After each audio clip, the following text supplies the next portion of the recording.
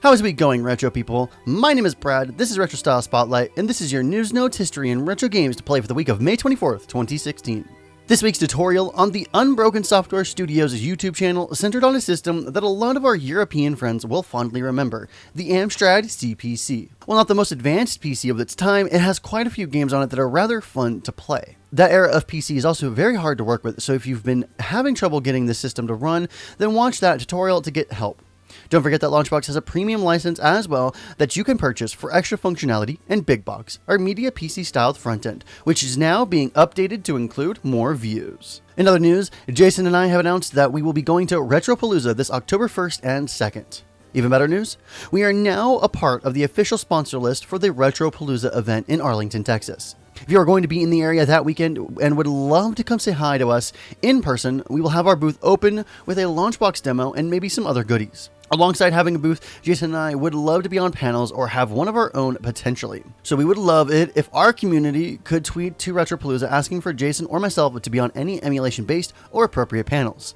The tweet will be in the description below, just copy and paste. Time for some spectacular emulation news. The PS1 and N64 have been getting some big gains in emulation recently, and I couldn't be happier. One of the latest gains actually has nothing to do with Retroarch either. The links to the complicated forum post and a link to the latest build of the emulator as of writing this script are in the description below, but as you can see from the screenshots, this is looking amazing. Granted, this works best for primarily 3D based or polygonal based games and less for 2D based games, but the effects are astounding.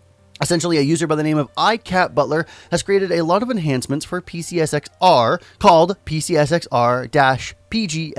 PGXP is an abbreviation for Parallel Precision Geometry X-Form Pipeline. What this means in more basic terms is that the PS1 won't distort the textures applied to the polygons, and they are reapplied more correctly, and in turn, the quality has been raised severely. This does beg the question, will some people get annoyed that purist emulation is going away? I say no, because if you want purist emulation, you still have Mednafin and Retroarch, which is the closest you can get for PS1. Just like the SNES, which is now seeing a resurgence in offering different ways to play games in ways the original hardware was never meant to, the PS1 is starting to go through a similar phase, even though no one can claim 100% compatibility and emulation like the SNES can. If you want to read up about it in depth and download the fork of the emulator, everything will be in the description below. Please do note that you do need to download PCSXR and extract the 7-zip file that you will download from the forums into your PCSXR directory.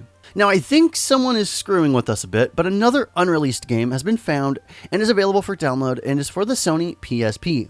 Called Melodie, this game is a music platformer that was never released and was actually never even heard of until recently. A user by the name of Tommy1603 of the Assembler Games forums bought a PSP Dev Kit and found the game residing within. It's apparently fussy on which system it will run on, but if you have a PPSSPP downloaded or a custom firmware hacked PSP, give this game a try. This game also will apparently work with a user's supply of MP3s, so give it a play with your favorite songs today. Talks of retro gaming has been coming back in the last few years, and a Japanese-based company called the Beat Robo wants to bring them back for your smartphone.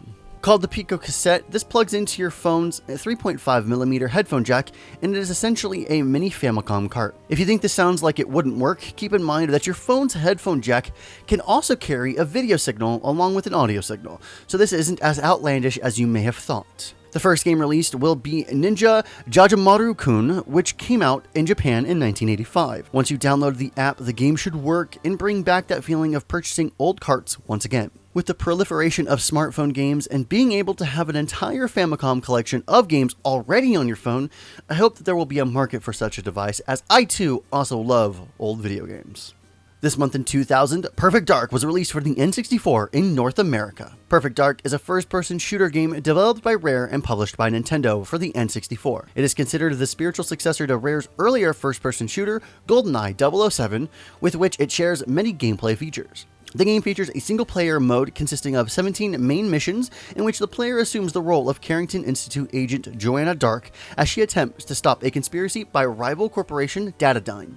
It also features a range of multiplayer options, including a cooperative mode and traditional deathmatch settings. Technically, it is one of the most advanced games developed for the N64, with an optional high-resolution graphics mode and Dolby surround sound. A Nintendo 64 expansion pack is required to access the game's campaign and most of the multiplayer features. Perfect Dark was developed over the course of 3 years and uses an upgraded version of the GoldenEye 007 engine. The game met with critical acclaim and commercial success upon release, selling more than 3 million units worldwide. Critics widely praised its customizable multiplayer modes and replay value, but criticized its inconsistent frame rate. The game's success has led to the development of the Perfect Dark series, which includes the 2005 prequel Perfect Dark Zero and other types of merchandise like novels and comic books. A remake also titled Perfect Dark, with enhanced graphics and online multiplayer, was exclusively released as an Xbox Live Arcade game for the Xbox 360 in 2010. So that was Retro Style Spotlight for the week of May 24th, 2016. All the relevant links to everything you heard in this edition of RSS will be in the description below. Remember that you can sign up for a LaunchBox forum account to talk with us over there and join our open Steam group to see what we're all playing and maybe play a game or two with us over there. If you like LaunchBox and it has made your retro gaming collection look beautiful, then pick up a premium license for $20. You get extra features like big box mode, theming options, and tons more features to come in the future. We also have our LaunchBox games database now available for users to contribute to. If you have a few favorite games that are lacking in metadata or media, head on over to the games page on the database and make your desired edits. Jason and I have a lot planned for our community, so if you haven't already subscribed to our YouTube channel or Twitch channel, we're doing a tutorial video every Friday and more entertainment type shows like this in the future. And of course, Jason is doing live developer sessions over on Twitch. Let us know what you think of RSS and any feedback you may have on it. My name is Brad, and remember, freaks and geeks, to play more games, and we'll see you next time. Have a good day.